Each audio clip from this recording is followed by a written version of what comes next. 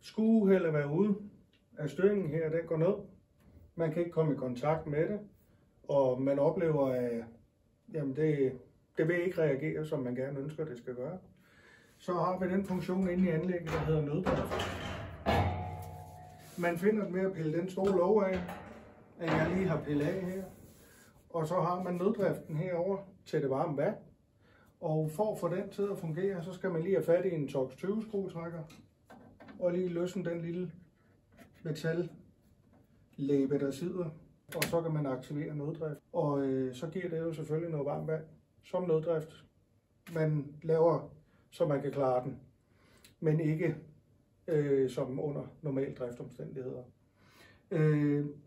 Hvis nu, som sagt, at styringen den er gået ned, så er det jo nok også selvsagt, at centralvarmen, hvis man har den mulighed på os, at den nok også skal i gang. Og det vil sige, at på sin venstre side, der kan enten sidde en jordvarmepumpe, eller som her, hvor der er vist en buffertank til en udvarmepumpe, så har du nøddriften siddende herinde også. Og der skal den trykkes ned på det, der hedder nøddrift. Og så er der jo så også mulighed for at kan få lidt varme på i huset.